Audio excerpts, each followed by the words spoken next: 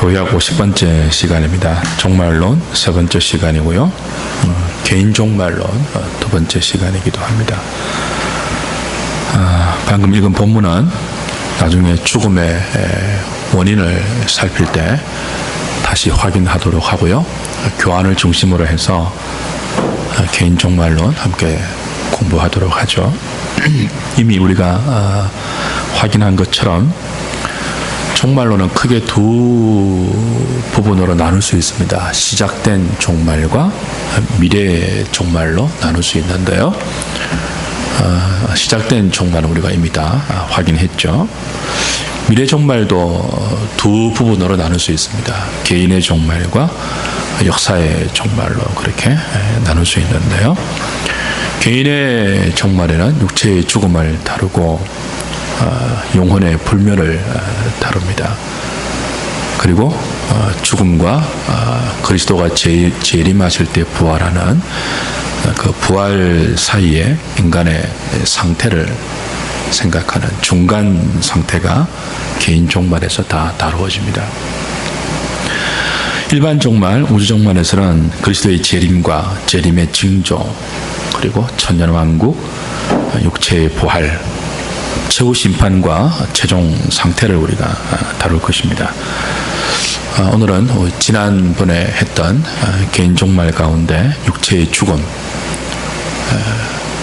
나머지 하도록 하고요. 그리고 죽음의 원인인 죄에 대해서 다시 좀 살피고 성도에게 육체의 죽음이 어떤 의미가 있는가 하는 것을 함께 좀 보도록 하겠습니다. 인간론 할 때 이미 우리가 다 배운 것인데요. 육체의 죽음은 영적 죽음에서 연유한 것이죠. 영적 죽음은 하나님과 교제가 단절된 상태를 의미하는 것입니다. 그래서 성경은 죽음을 언제나 관계 단절로 정의하죠.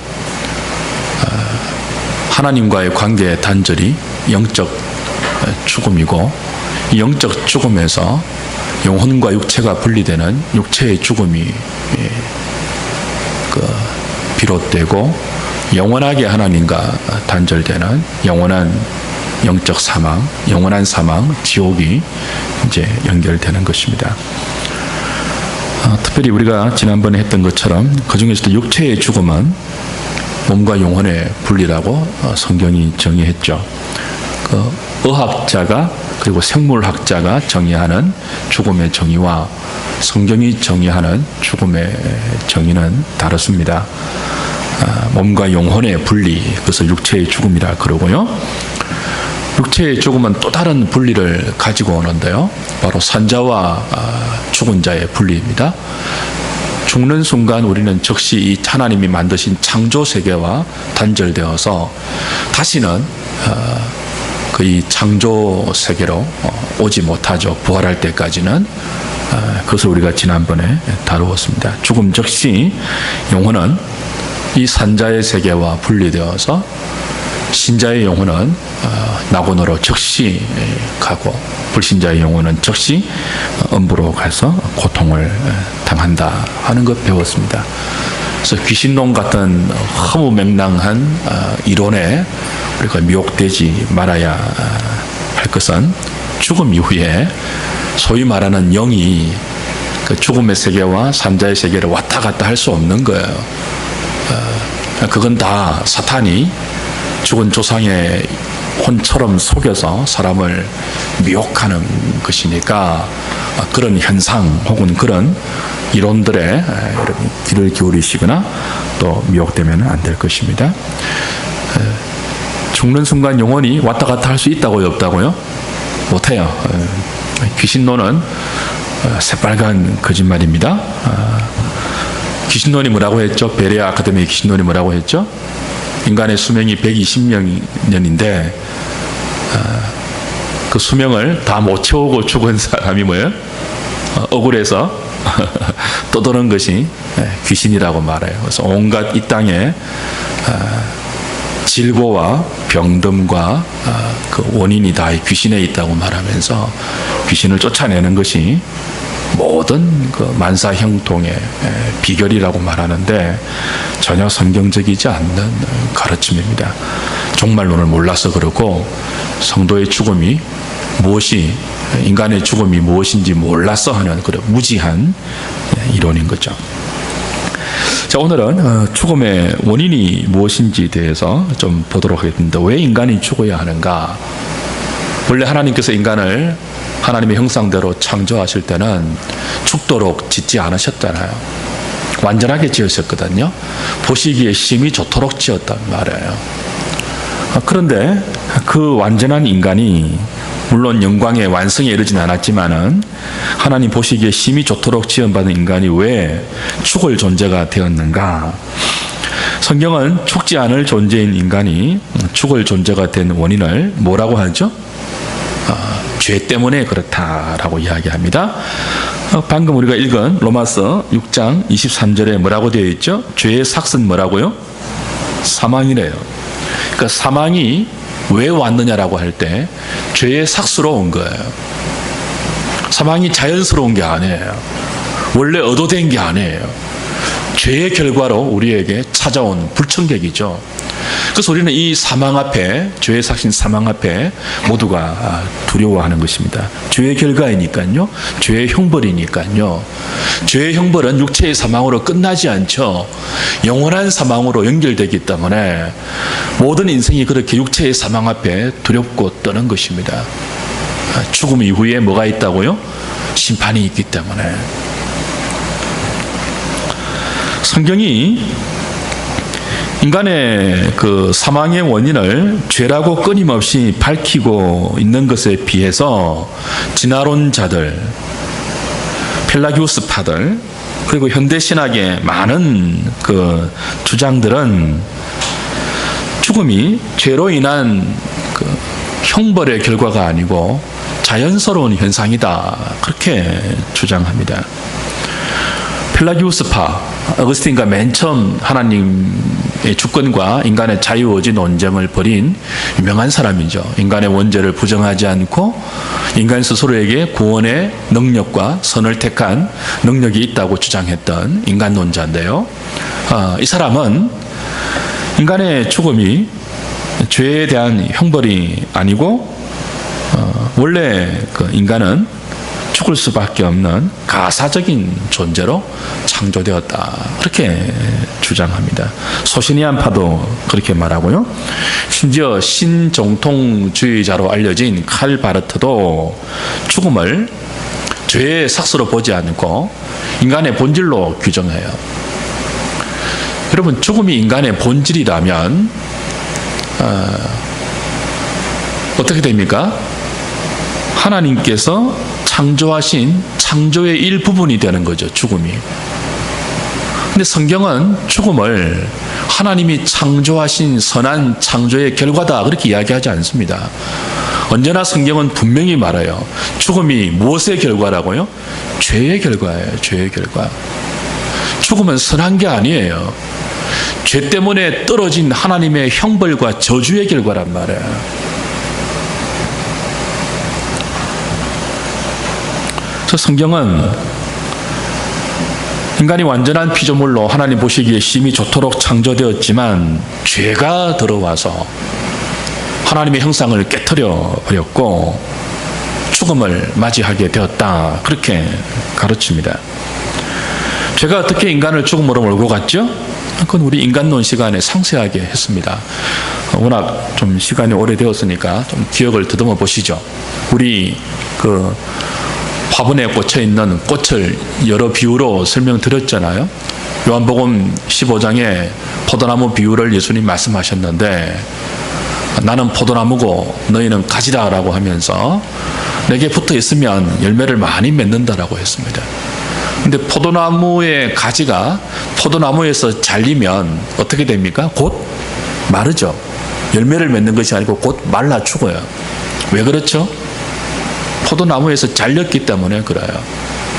육체의 죽음이 왜 왔는가 하면 생명의 근원 대신 하나님께 잘려나갔기 때문에 나오는 현상이에요.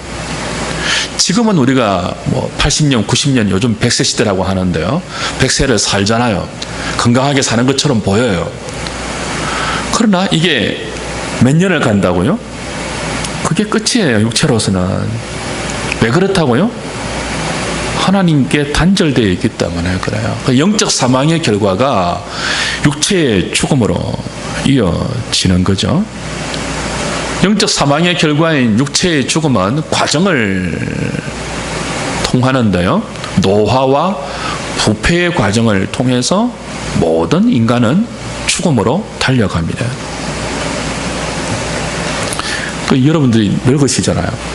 조금 전에 30년 만에 제 친구가 우리 교회 내 목양실로 찾아왔어요. 술이 한 잔 대가 찾아왔어요. 고등학교 때 제 친한 친구인데 제가 기억하지 못하는 것을 막 떠올리면서 내보고 정이 없다고, 그것도 못 기억하냐고. 저는 기억이 하나도 안 나고 제가 기억하는 것을 또 지가 기억을 못해요. 추억은 다르게 적히는 거예요.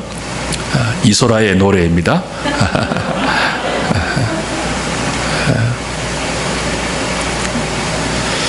부패와 노화가 모든 그 인간에게 찾아오는데요. 30년 만에 만난 그 친구가 얼마나 늙었는지, 게다가 술에 이렇게 거하게 취해 있으니까 고등학교 때 만났던 그 얼굴이 아닌 거죠. 머리는 이렇게 소갈머리가 없어졌고요. 제가 좋아하는 그 친구의 누나가 있었는데 그 친구 누나도 죽었대요. 인간은 다 죽습니다. 노화를 거쳐서 죽어요. 육체도 부패하잖아요. 썩고. 근데 이 늙어가는 거, 쇠하여져 가는 것은 자연적인 것이 아니고 뭐라고요? 죄로 인한 형벌입니다. 그러니까 우리가 흰머리가 생기고 머리가 빠지고 주름이 늘고 이제 막 기력이 없어지고 막 기억력이 없어지는 이것은 다 뭐예요? 자연스러운 게 아니에요. 죄의 결과예요.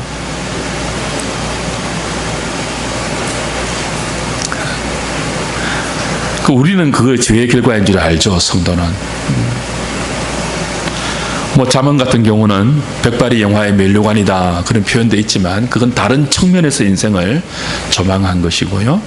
노화와 부패 그리고 병듦과 죽음은 죄의 결과로 찾아오는 것입니다.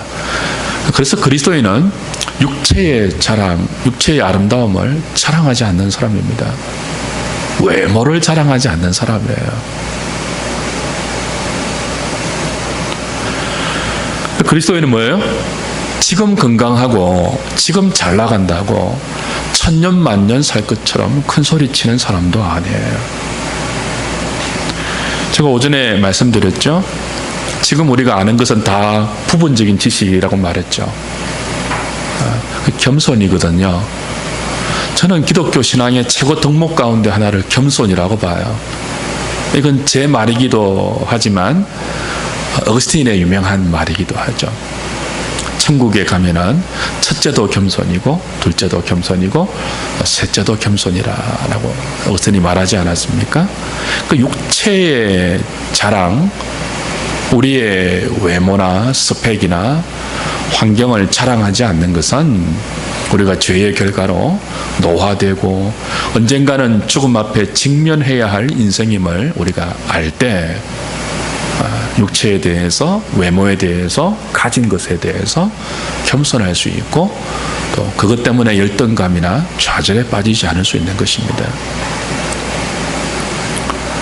죽음이 죄 때문에 왔다. 그래서 자연스러운 게 아니고 죄의 삭시다, 죄의 형벌이다 하는 것을 좀 우리는 기억해야 합니다.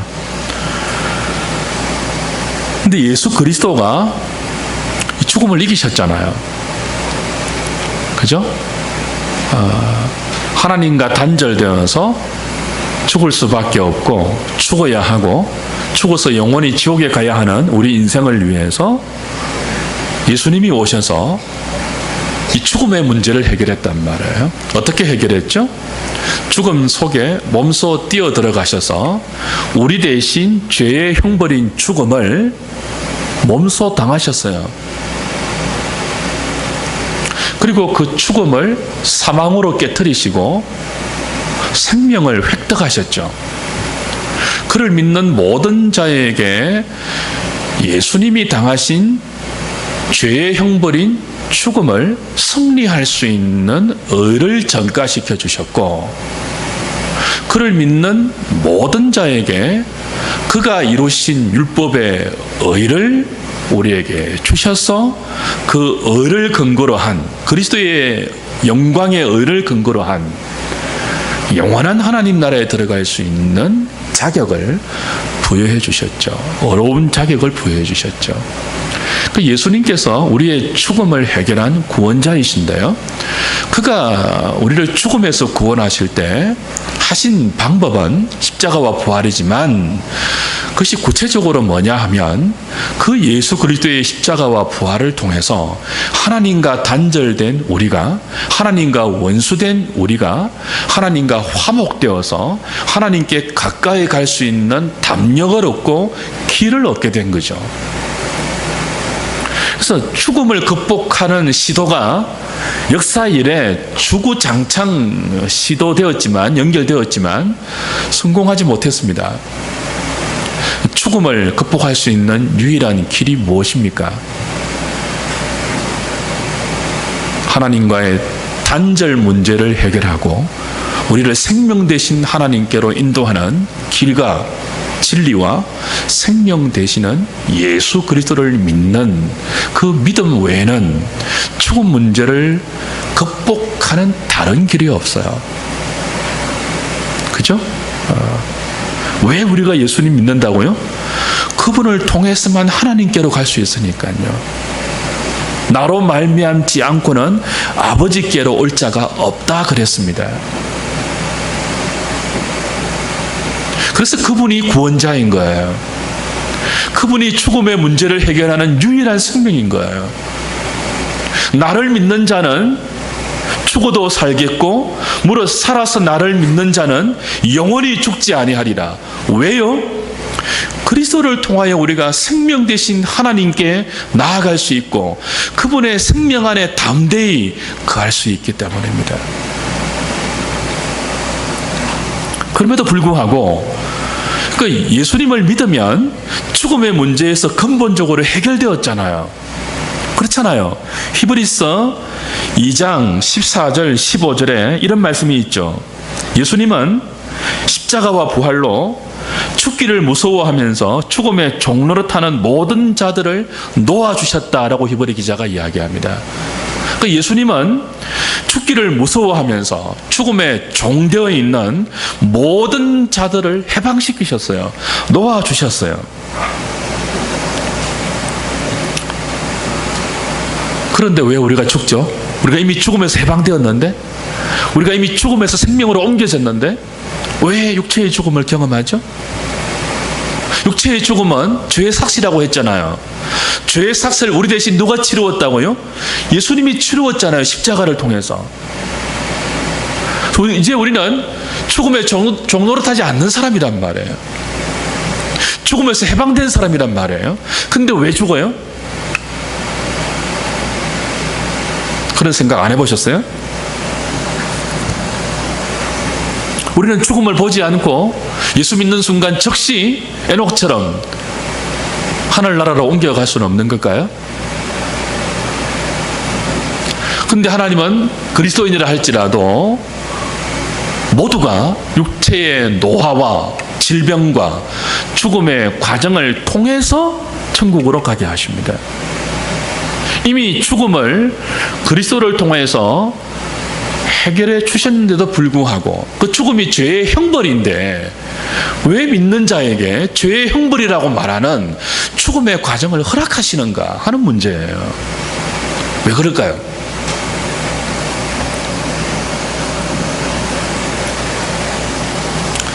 성경은 그리스도인에게도 육체의 죽음과 노화와 부패와 질병이 허락되는 것은 우리에게 유익이기 때문이다. 그렇게 가르쳐요. 왜 죽음이 성도에게 허락된다고요? 유익이기 때문에. 자, 다시 묻습니다. 불신자에게 죽음은 뭐예요? 죄의 형벌이에요.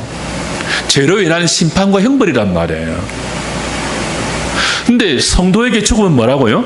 죄로 인한 형벌의 결과가 아니에요. 우리의 죽음은 뭐라고요? 유익이에요.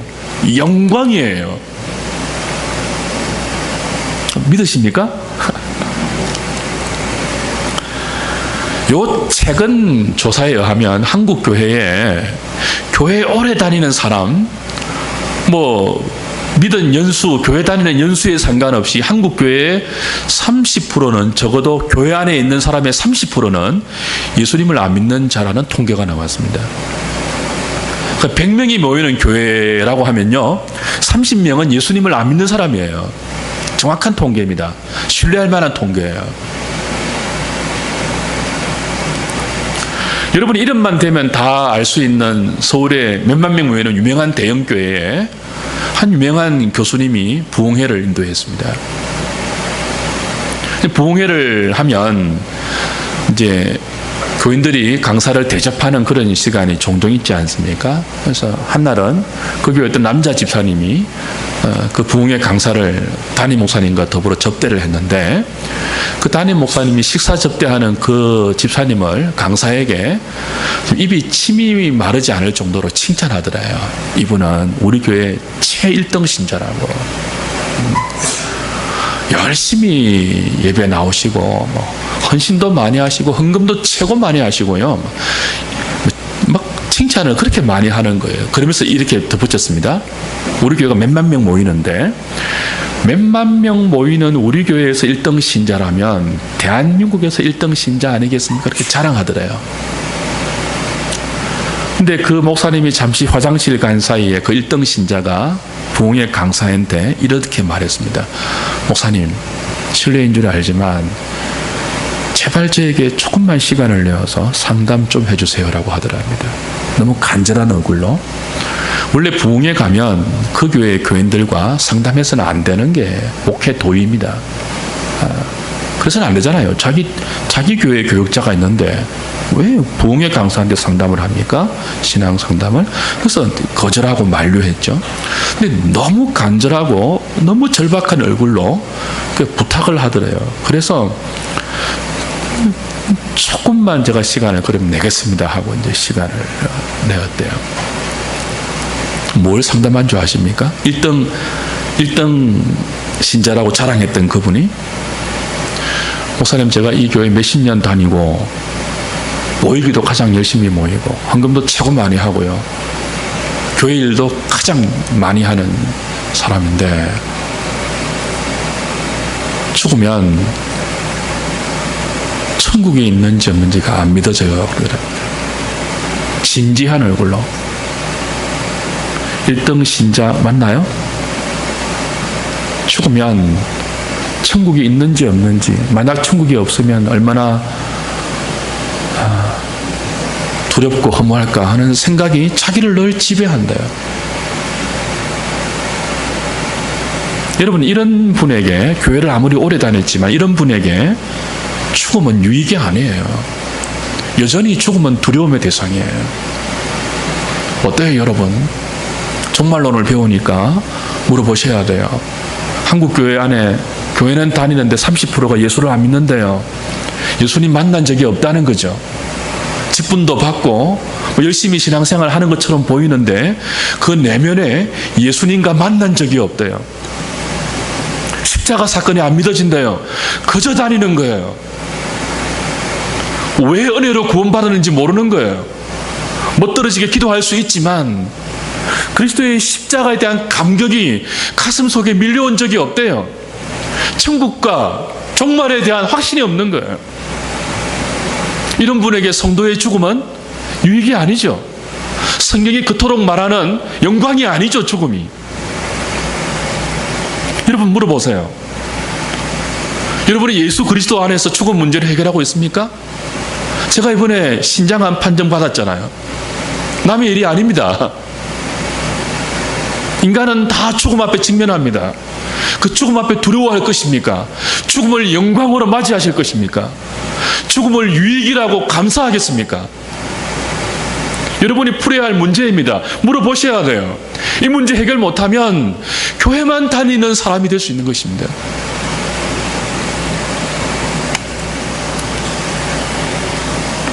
왜 성도의 죽음이 유익인가 하면 오늘 세 가지로 좀 생각을 하죠. 소율이 문답 37문이 여기에 대해서 이렇게 분명히 가르칩니다. 제가 37문을 한번 읽어볼 테니까 여러분이 답을 해보십시오. 신자들은 죽음에서 그리스도로부터 어떤 유익을 받습니까? 신자들의 영혼은 그들의 죽음에서 완전히 거룩하게 되어 즉시 영광 속으로 들어갑니다.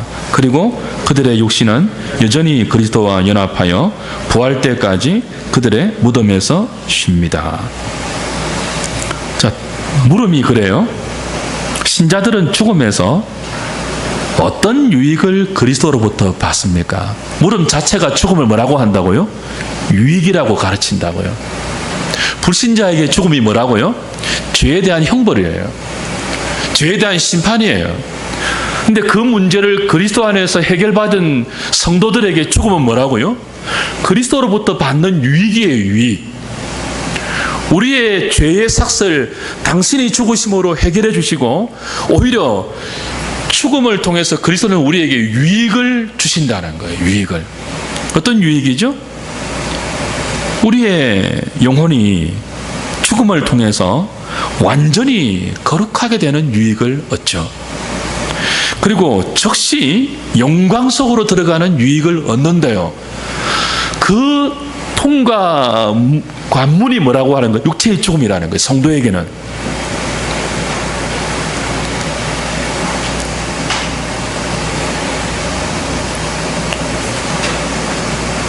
지금 우리의 영혼은 그리고 우리의 육신은 거룩하지 않습니다. 완전히 거룩하지 않습니다. 여전히 죄의 부패와 죄의 오염 속에서 탄식하고 신음합니다.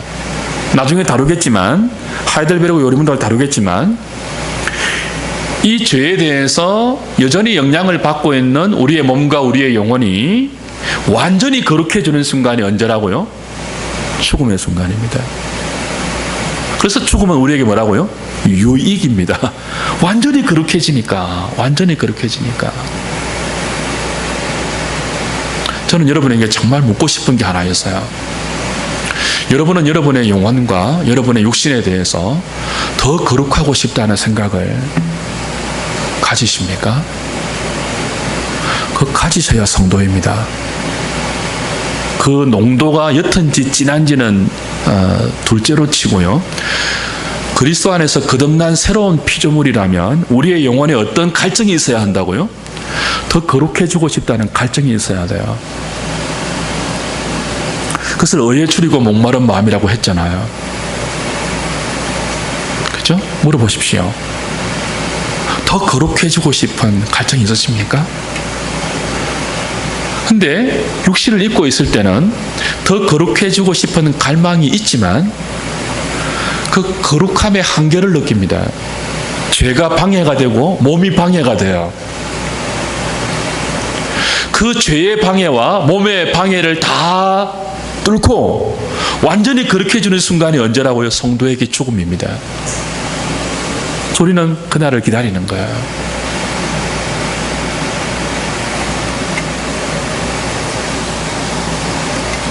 그리고 성도의 죽음은 그 죽는 순간 육신은 그리스도와 여전히 연합한 채로 무덤에서 부활 때까지 안식하죠. 쉼을 누리죠. 우리 육체가 지금 얼마나 고달파요. 요번에 지금 병원 갔다 오고 나서 이게 그전에 없었던 현상이 뭐냐 하면 30분, 40분 설교를 하고 나면 다리가 후들거려요. 너무 힘들어요. 아프고. 설교할 때는 잘 몰라. 열을 내서 하니까. 하고 나면 몸살 걸린 것처럼 두드려 맞은 것처럼 아파요. 그러니까 몸이 지금 우리 다 피곤하잖아요. 몸이. 모든 인생은 몸을 가지고 그 몸의 피곤함을 느끼고 산단 말이에요. 성도에게 죽음은 뭐예요? 그 몸이 지금 우리의 몸이 그리스도와 함께 있거든요. 우리 몸은 그리스도와 거하는 성전이에요. 성령이 거하는 성전이에요. 주님과 연합되어 있는데 신비하게 이 육체가 죽는 순간 우리의 몸은 그동안 힘들고 피곤하고 먹고 산다고 막 지친 이것이 안식을 얻는 거예요. 부활 때까지. 여러분, 육체의 안식은요, 사우나 간다고 해결되는 거 아니잖아요. 많이 잔다고 해결되는 것도 아니잖아요. 언제 우리에게 진짜 참된 안식이 있다고요? 죽음의 순간 육체가 안식한다고. 그래서 성경은 성도의 죽음을 잔다라고 표현하죠.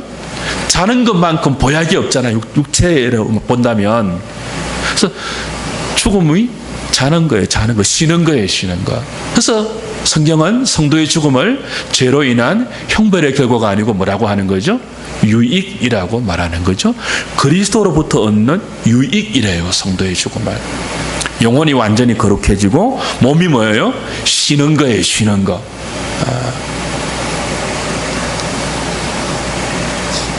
두 번째 유익은요, 육체의 죽음의 과정을 성도가 거치면서, 죽음의 과정은 노화와 쇠퇴와 병듦과 뭐 그런 것 아닙니까? 그 노화의 과정을 거치면서 우리 속에 여전히 거하는 죄와 악한 성향들이 약화되는 것입니다. 젊었을 때 그토록 악랄하던 인생도 나이 들어 늙으면, 육신이 쇠약해지면 그 악랄한 성향이 함께 약화되는 거 봅니까? 못 봅니까? 보죠. 물론 뭐 전혀 안 그런 사람도 예외적으로 있지만 보편적인 경우는 젊었을 때 죄 가운데 빠져 살다가도 육신이 늙고 병들면요, 죄질 힘이 없어요. 그 일반적인 현상이기도 하지만 성도에게도 동일합니다. 성도에게도 죄성은 맹렬한 유혹입니다. 그렇잖아요. 어제 아래 이건희 뉴스타파에 터진 뉴스 보셨죠? 그 노인이 성매매 하잖아요. 노인이. 인간의 죄성은 정말 맹렬해서 그렇게 육신이 쇠함에도 불구하고 막 이렇게 남아서 우리를 괴롭힌단 말이에요.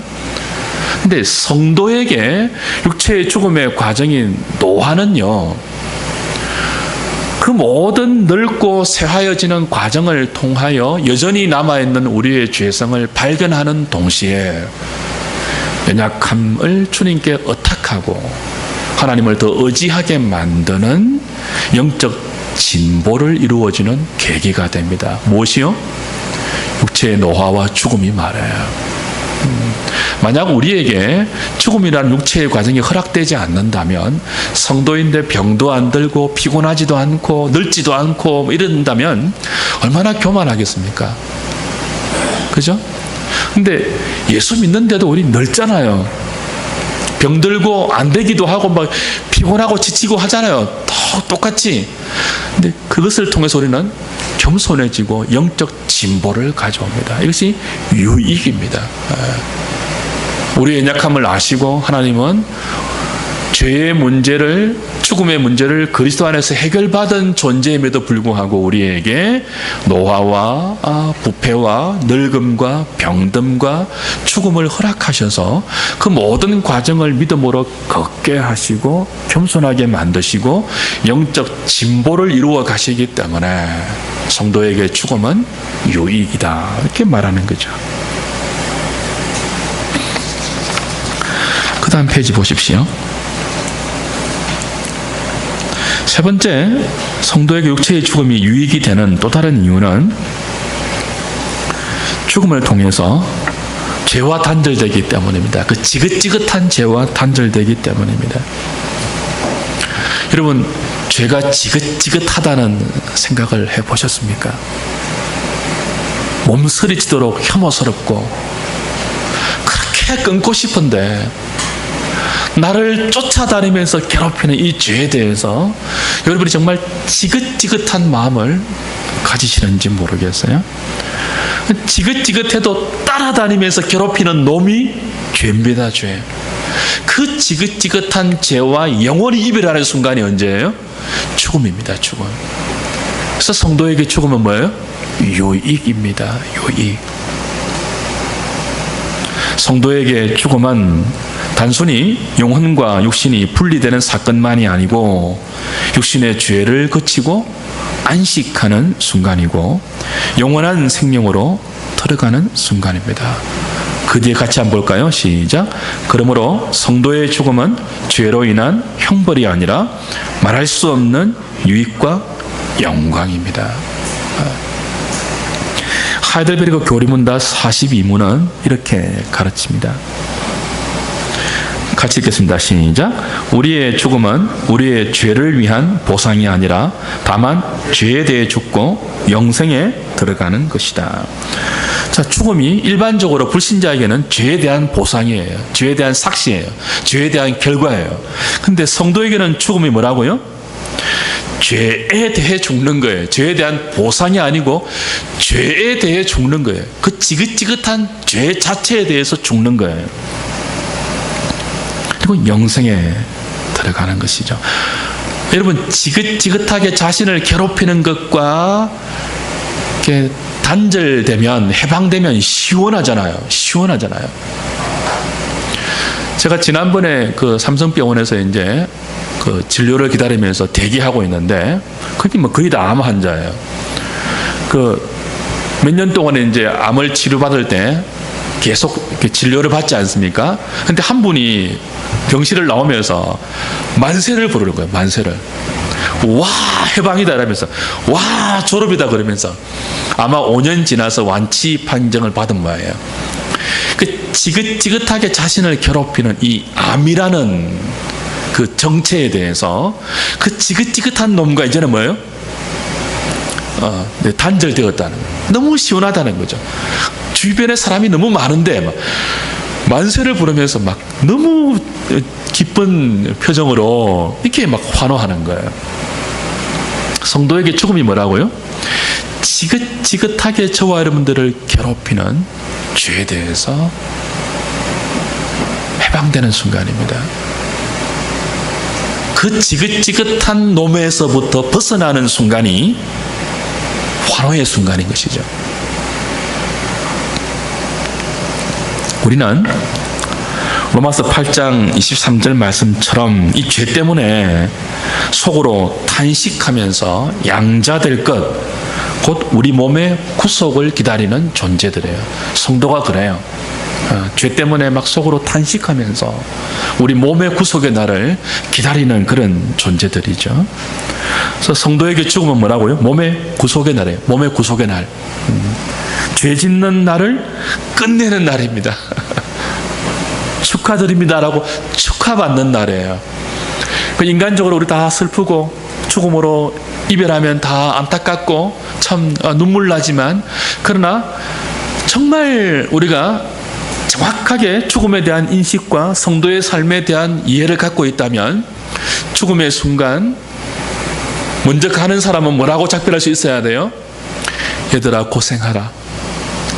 나는 이제 모든 고생 끝이고 먼저 간다. 안 됐다. 더 고생해라.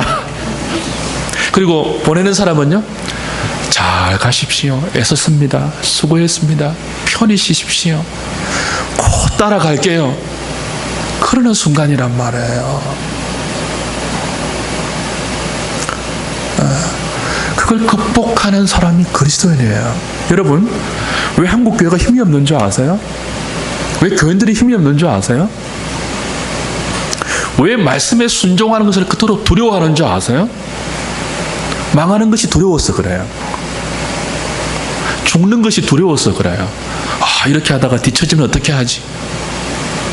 남들은 다 그렇게 수단 방법 가리지 않고 막 자기 살 길 찾아가지고 아둥바둥 사는데, 성경 안에 거하고 예수 안에 거하고 말씀대로 살아가면 그게 안 되잖아요. 그래서 그게 두려운 거예요. 남들보다 늦게 가는 것, 조금 덜 가지는 것, 조금 힘들고 어렵게 사는 것이 두려운 거예요. 근데 우리가 어떤 존재라고요? 죽음도 두려워하지 않는 존재예요. 죽음이 안 두려운데 뭐가 두렵겠습니까? 망하는 것? 병드는 것? 물론 두려울 수 있죠. 우리가 다 인간이기 때문에. 그런데 그걸 극복할 수 있는 사람이죠. 믿음 안에서. 말씀을 통하여. 그 힘을 상실할 때 교회는 약화되는 것입니다.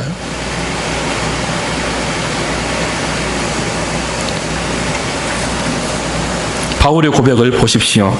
고린도후서 5장 8절에서 차라리 몸을 떠나 주와 함께 거하기를 원한다. 성도에게 죽음은 끝이 아닙니다. 절망이 아닙니다. 탄식이 아닙니다.